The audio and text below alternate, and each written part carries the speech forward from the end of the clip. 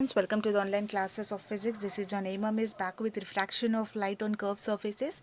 We have learned about the situations in our previous class. Today we will talk about the rules to draw the ray diagram of for the images formation of by the lenses. Okay. In reflection we have learned about the rules now to draw the ray diagram of mirrors. Okay, in this we will talk about the lenses. So let us learn a few basic rules to draw the ray diagram to locate the position of the images.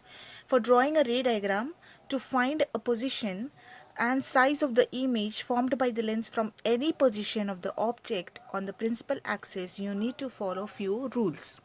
What are those rules? We have to select a point on the object placed at a point on the principal axis. So suppose this is your principal axis, this is your mirror, this is your lens. You have to select some point for your object. Okay, then you have to draw two rays that were chosen by you from the rays mentioned in the situation 1 and 2. So when we are taking, suppose this is your convex lens. Okay, this is your convex lens. Now when you draw a ray of light parallel to the principal axis of a convex lens, always pass focus of other side of the lens. Do listen carefully. A ray is parallel to the principal axis. Okay, suppose this ray is parallel to principal axis. This is your F1, this is C1, this is F2 and this is C2. Okay, so whatever ray which is parallel to the principal axis will be, will pass the focus. What it will do? Will pass the focus. Any line which is parallel to principal axis. Okay, any line which is parallel to principal axis will definitely pass through the focus. Yes, it will definitely pass through the focus. So this is your first point. Coming to the second point, a ray of light passing through the focus will emerge parallel to the principal axis after refraction. So we have seen here when the ray is passing parallel to the principal axis, it is getting, it is definitely passing the focus, right? If happens like, suppose this is your principal axis, this is your convex mirror, this is your focus F1, this is your C1 central of curvature, this is F2 and this is your C2. Okay, so when a ray, any ray, suppose any ray which is passing through the focus, okay, any ray is passing through the focus, okay, that will emerge parallel to the principal axis. Okay, any ray, it might be in any direction, suppose a ray is passing here like this, it will be parallel to the principal axis. Any direction, if it is coming like this also, when it is meeting somewhere here also, it will be parallel to the principal axis. Okay, try to understand carefully. When the ray is passing, when it is coming parallel to the principal axis, when the incident ray is coming parallel to the principal axis, it is passing the focus, and when the ray is coming from the focus, it will become parallel to the principal axis, totally opposite. Okay, if it is coming also, it will pass the focus. If it is passing from the focus also, it will become parallel. Okay, I hope this is clear. Don't get confused. This will be your second rule. Now coming to the third rule, a ray of light. So this is your principal axis, this is your convex lens, this is F1, this is C1, this is F2 and this is C2. Okay, so now a ray is of light passing through the optic. So this is your principal axis. So the center is called as optic O. Okay, so when the ray is passing through this optic, will pass without any deviation. Okay, if suppose the ray is passing, the incident ray is passing through the optic like this. Okay, so it will not have any deviation, it will be as usual, same direction. Okay, if it is passing from here, this is the incident ray, then the refracted ray will be without any deviation. When it is passing through optic, if it is passing from here, this is your incident ray passing through the optic, it will be like this. Okay, so I hope this is clear. Fine. So these are the three important rules you have to remember. Now let us see how the images are formed. Okay, how the image formation is taking place. How the image formation is taking place. Let us learn now this.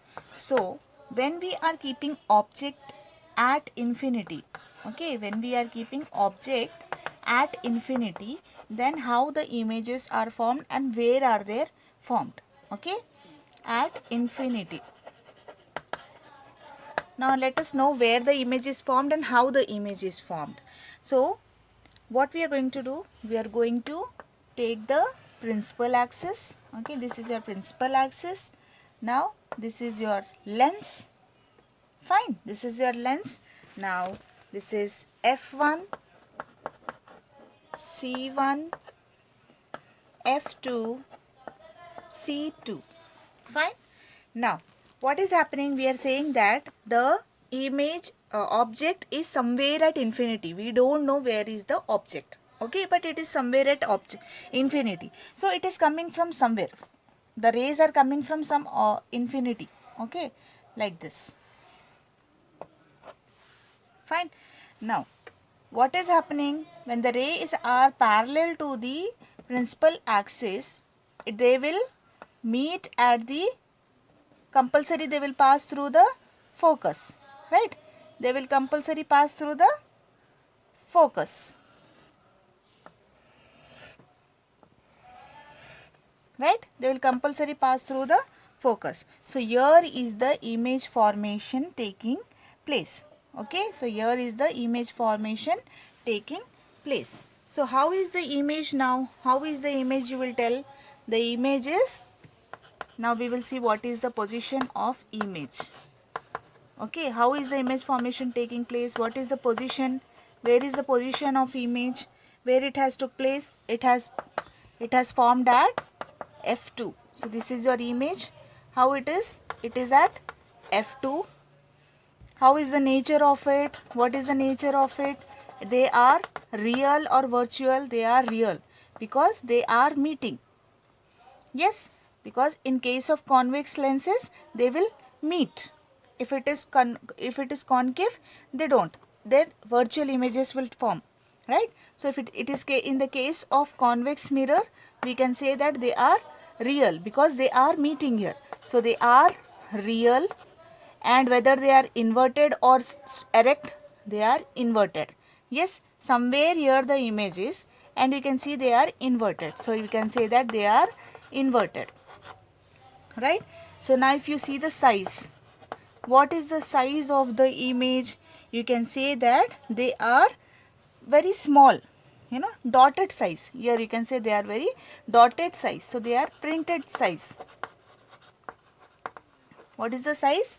Printed size. Or you can say pointed size, very small size, okay, which is not visible. So it is like, it appears like a point. Fine.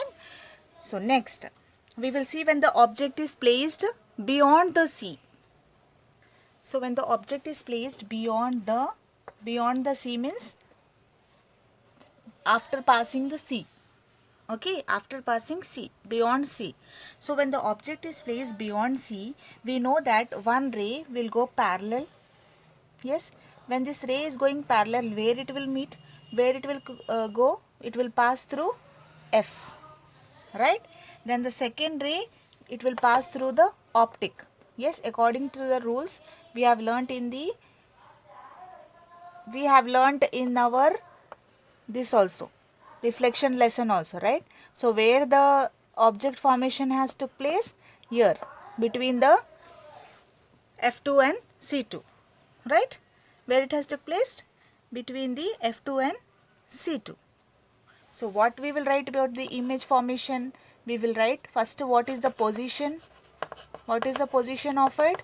Position is between the F2 and C2. What it is? Between F2 and C2. Okay. Then what we will write? What is the nature? Nature is what? Real or virtual? It is real. Then it is inverted or erect? Inverted.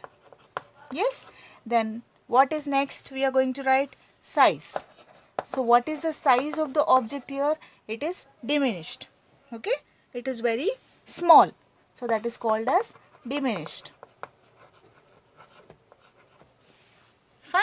It is diminished. So what is the size of the object? Image what we are getting of the object is diminished. So I hope it is clear till here.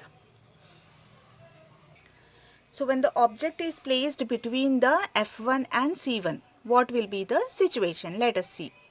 So just now we have learned beyond C1, right? So first we will see on C1. When the object is placed on C1, what is happening?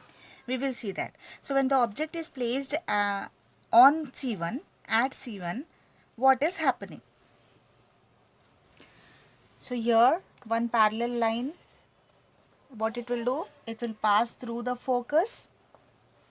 Here this is the focus, it is passing here like this, and another incident ray, it will pass through the optic and it will meet here, right? Where it is? You can see it is meeting at C. Okay, so the object when it is placed on C1 will show its image on C2. Okay, will show its image on C2. So where is the position? At C2, right? What is the nature? Nature is real and inverted.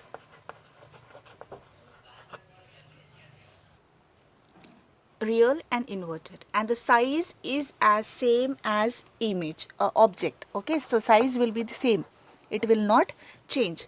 So with this we have learned about three points. Like we have learned about if the object is placed at infinity, if the object is placed at beyond the C1, and if the object is placed on C1, at or on C1. Okay, so these three we have learned in this video. In next class we will learn about more other points, like when it is placed between C1 and F1, when it is placed on or at F1, when it is placed between the F1 and the optical center.